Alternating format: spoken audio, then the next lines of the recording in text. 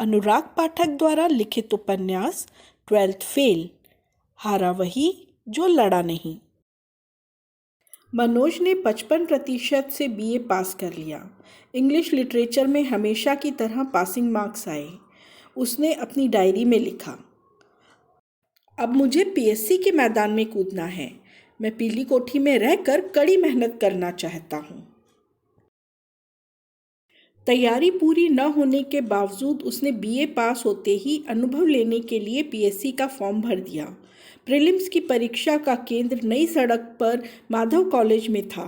इतिहास का पहला पेपर होने के बाद सामान्य अध्ययन के अगले पेपर में 2 घंटे के गैप के कारण वह चबूतरे पर बैठा किताब पढ़ रहा था। तभी एक लड़के ने मनोज के पास आकर उससे हाथ मिलाते हुए अपना परिचय दिया। हेलो, मैं विक्रमादित्य पांडे। आप मुझे सिर्फ पांडे कहें तो आपको सुविधा रहेगी। मनोज ने मुस्कुराकर अपना परिचय दिया। पांडे ने पूछा, पेपर कैसा रहा? फिर बिना मनोज का कोई जवाब सुने खुद ही बोलने लगा, वैसे तो परीक्षा हॉल के बाहर निकलते ही सभी के 100 में से 90 प्रश्न सही होते हैं, पर जैसे जैसे उन प्रश्नों को किताब से चेक करते हैं सही उत्तर कम होने लगते हैं।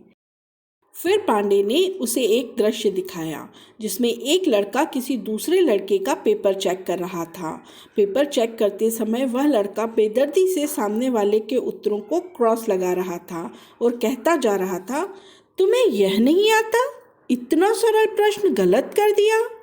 यह तो मुझसे सोते समय भी पूछ लो। इसका उत्तर ए नहीं है बल्कि सी है। मुश्किल है भाई इस बार तुम्हारा प्रीलिम्स क्लियर होना। आओ कभी, तुम्हें यदि गाइडेंस चाहिए तो मेरे कमरे पर। पांडे ने उस लड़के को आवाज लगाई, गुप्ता इते आओ, कैसो गो पेपर? गुप्ता बुंदेलखंड का था, इसलिए पांडे ने उससे बुंदेलखंडी में बात की। गुप्ता आत्मविश्वास से भरा हुआ था। यह आत्मविश्वास पिछले साल प्रीलिम्स पास करने के कारण था। बहुत बढ़िया गो, धांसू, जो समझो कि फाड़ दो।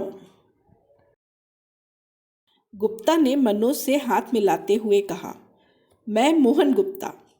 पिछली बार मेरी प्रीलिम्स क्लियर हो गई थी, वो तो कुछ नंबरों से मेंस रह गई, नहीं तो आज मैं कहीं डिप्टी कलेक्टर होता।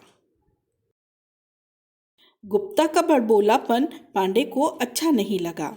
उसने पूछा, पुरानी कहानी छोड़ो गुप्ता, आज के पेपर के बारे में बताओ।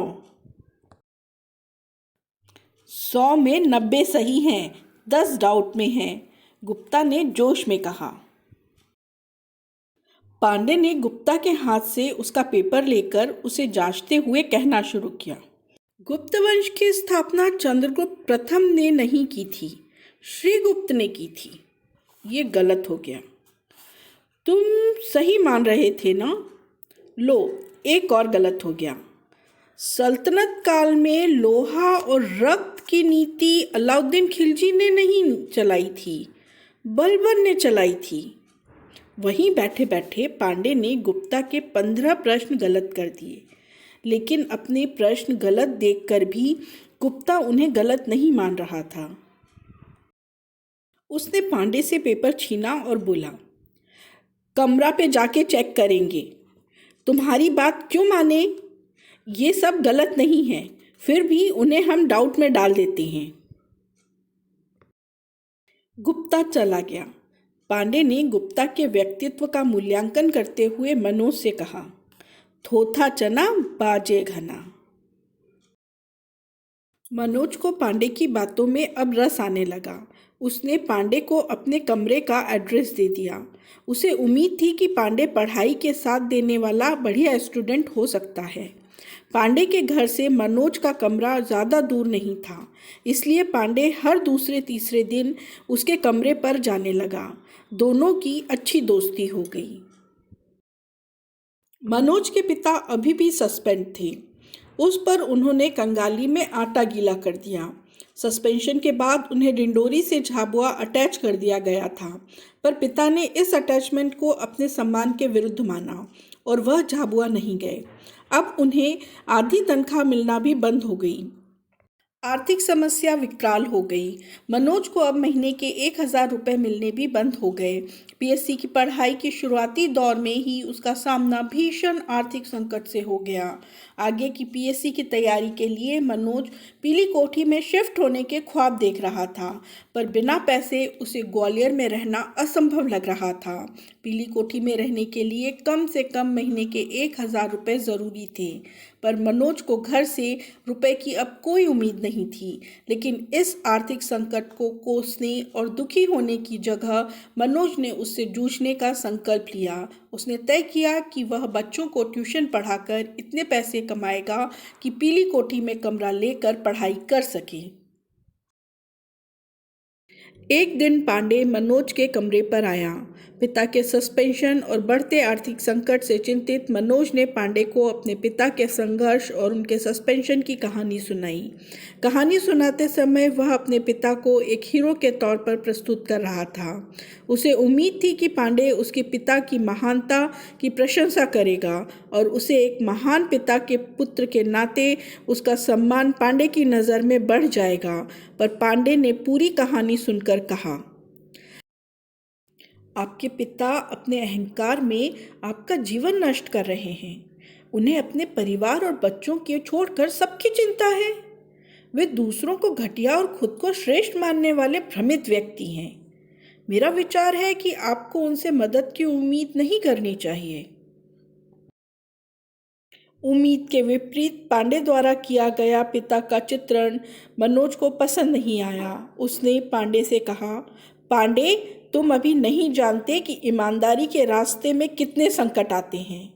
मेरे पिता खरा सोना है, एकदम ईमानदार। उसकी बात सुनकर पांडे के चेहरे पर व्यंग्यात्मक हंसी तैर गई, पर उसने मनोज से कुछ नहीं कहा। अगले दिन मनोज ने पास के रतन कॉलोनी में एक एक घर खटखटाकर घंटी बजाकर ट्यूशन के बारे में पूछा। 3-4 महिलाओं ने तो मना कर दिया कि उनके घर बच्चे नहीं हैं। एक महिला ने कहा कि उनका बच्चा क्लास 10th में है, उसे केवल गणित और फिजिक्स के टीचर की ज़रूरत है। गणित और फिजिक्स मनोज के बस की बात नहीं थी। एक महिला ने कहा कि उसके बच्चे 7th क्लास में हैं, पर वे इंग्लिश मीडियम के विद्यार्थी हैं। वह पूरा सिलेबस इंग्लिश मीडियम में नहीं पढ़ा सकता था। कई दिनों तक घर घर जाकर ट्यूशन मांगने के बावजूद उसे एक भी ट्यूशन नहीं मिला। मनोज को अब अपने ऊपर गुस्सा आने लगा। उसे अपनी क्षमताओं पर संदेह होने लगा। उसने अपनी डायरी में लिखा, मैं खुद को कितना होशियार मान रहा था, पर आज समझ आ गया कि मैं कितना अयोग्य हूँ। मुझे कोई हक नहीं है इतने बड़े सपने देखने का। मैं व्यर्थ में दीप सर के बराबर अपने को मान रहा था। जब मैं 100 रुपये का ट्यूशन नहीं पढ़ा सकता तो पीएससी में क्या खाक सफल हो जाऊंगा। मनोज मानसिक और शारीरिक थकान महसूस करने लगा। उसे बुखार आ गया। शाम हो चुकी थी। वह अपनी छत पर निराश बैठा सूनी आंखों से आसमान ताक रहा था। उसकी डायरी पास रखी थी। तभी पांडे आ गया। उसने एक फीकी मुस्कुराहट के साथ पांडे का स्वागत किया। दोनों कुछ देर चुपचाप बैठे रहे। पांडे ने उसकी डायरी उठाई और अंतिम पेज पढ़ने लगा। डायरी पढ़ने के कुछ देर बाद उसने केवल इतना कहा कि तुम्हारी तबीयत ठीक नहीं है, आज खिचड़ी बनाकर खा लेना। पांडे जब मनोज की डायरी पढ़ रहा था तब उसे लग रहा था कि पांडे उसके कष्ट को समझ रहा है, पर जब पांडे ने उसे खिचड़ी बनाकर खाने की सलाह देकर चला गया तो वह समझ गया कि शहर के लड़कों की संवेदनाएं नहीं होती। उन्हें किसी के दुख से कोई मतलब नहीं होता। उसके दूसरे दोस्त भी बीए के बाद से उसके संपर्क में नहीं थे। वह ग्वालियर में अब एकदम अकेला पड़ गया था। सुबह मनोज का बुखार बढ़ गया। उसके पास डॉक्टर को दिखाने के लिए पैसे नहीं थे। पूरे दिन वह बुखार में तपता रहा। अगले दिन दोपहर तक जब बुखार नहीं उतरा तो वह पास के डॉक्टर जैन के क्लिनिक पर चला गया। डॉक्टर के सामने बैठकर उसने सबसे पहले कहा, सर, मेरे पास फीस देने के पैसे नहीं हैं।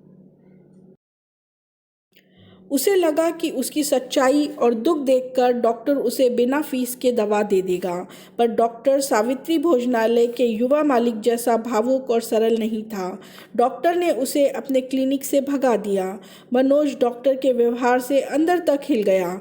वह सोचता रहा कि कैसे कोई डॉक्टर जैसे पवित्र व्यवसाय करके इतना कठोर हो सकता है। उसके पास अब अपने गांव जाने के अलावा कोई विकल्प नहीं बचा था। इसलिए वह घोसीपुर नैरोगेज रेलवे स्टेशन पहुंचा और बिना टिकट छोटी ट्रेन में बैठ गया। फिर उसे याद नहीं रहा कि वह किस बेहोशी की अवस्था में ट्रेन में 3 घंटे बैठा रहा और कैसे अपने गांव पहुंच गया।